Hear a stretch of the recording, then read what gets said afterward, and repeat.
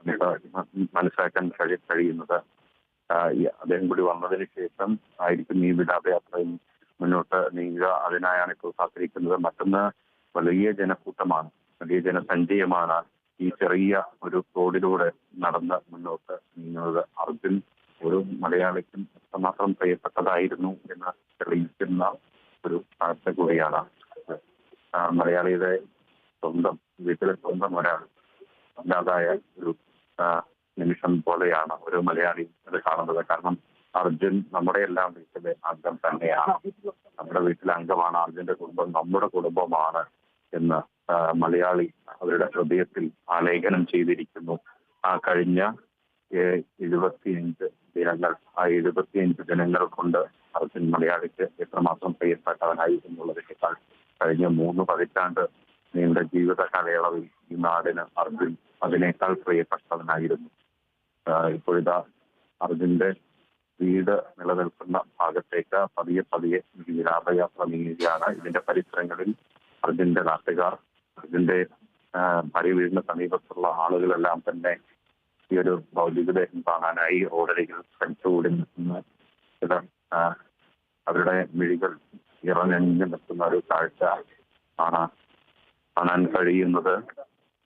വേദനിപ്പിക്കുന്ന, കരളലിയിപ്പിക്കുന്ന രംഗങ്ങളാണ് നമുക്ക് കാണാൻ കഴിയുന്നത്. ജനപ്രതിനിധികൾ മുൻനിരയിൽ നടക്കുമ്പോൾ കോഴിക്കോട് ജില്ലാ കളക്ടർ സ്നേഹിൽ കുമാർ അടക്കമുള്ള ഉദ്യോഗസ്ഥരെല്ലാം തന്നെ ഇതോടൊപ്പം ഉണ്ട്. തൊട്ടുപിറകെയാണ് അർജുന്റെ ഭൗതികദേഹം വഹിച്ചുള്ള കർണാടകയുടെ ആംബുലൻസ് ഉള്ളത്. അതിന് പിറകിലായി ഉള്ളത് നേരത്തെ കർവാർ MLA സതീഷ് കൃഷ്ണയും ഒപ്പം KM അഷ്റഫും ഉൾപ്പെടുന്ന വാഹനമാണ്.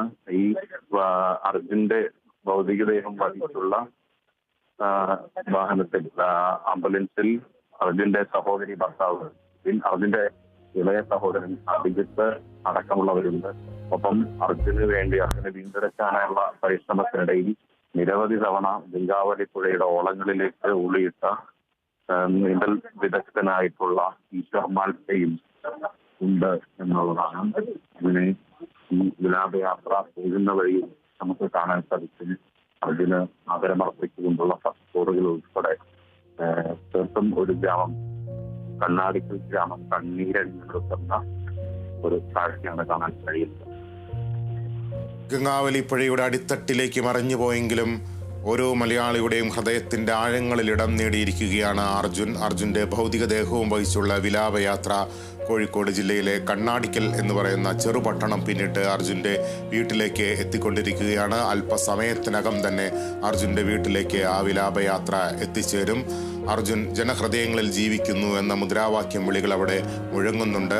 ഒരു നാടൊന്നാകെ പ്രിയപ്പെട്ട പുത്രന് അന്തിമോപചാരം അർപ്പിക്കാൻ അവിടെ ഒത്തുചേർന്നിരിക്കുന്നു. വീട്ടിൽ എല്ലാ ക്രമീകരണങ്ങളും പൂർത്തിയായിട്ടുണ്ട്. അല്പസമയം വീട്ടുകാർക്ക് മാത്രമായി പ്രിയപ്പെട്ടവൻ്റെ ഭൗതികദേഹം വിട്ടു നൽകുന്നു. അതിനുശേഷം ആ നാടിന് അന്തിമോപചാരം അർപ്പിക്കാൻ പൊതുദർശനത്തിനുള്ള സൗകര്യമൊരുക്കിയിട്ടുണ്ട്.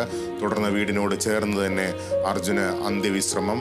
എല്ലാ ജനപ്രതിനിധികളും ഒപ്പം തന്നെ കക്ഷി, രാഷ്ട്രീയ, ജാതി, മത വ്യത്യാസങ്ങൾക്കൊക്കെ അപ്പുറം ഒരു ജനസമൂഹം ഒന്നാകെ അവിടെ തടിച്ചുകൂടിയിരിക്കുകയാണ്. അത്രത്തോളം പ്രിയപ്പെട്ടവനായി അർജുൻ മാറിയിരിക്കുന്നു. കഴിഞ്ഞ 75 ദിനരാത്രങ്ങൾ ഈ കാത്തിരിപ്പായിരുന്നു ഒരു നാടൊന്നാകെ ഉണ്ടായിരുന്നത്. ആ നാടിൻ്റെ കാത്തിരിപ്പിന് അവസാനം ചേതനയറ്റ അർജുൻ പ്രിയപ്പെട്ട നാട്ടിലേക്ക് കളിച്ചു വളർന്ന ഇടവഴികളിലൂടെ ചേതനയറ്റ് അർജുൻ കടന്നു വരികയാണ്. ഏറെ വികാര നിർഭരമായ രംഗങ്ങൾക്കാണ് ആ നാട് സാക്ഷ്യം വഹിക്കുന്നത്. ജോസഫ് വീട്ടിൽ നിന്ന് ചേരുന്നുണ്ട്. ജോസഫ് അല്പസമയത്തിനകം അവിടേക്ക് എത്തിച്ചേരുകയാണ്.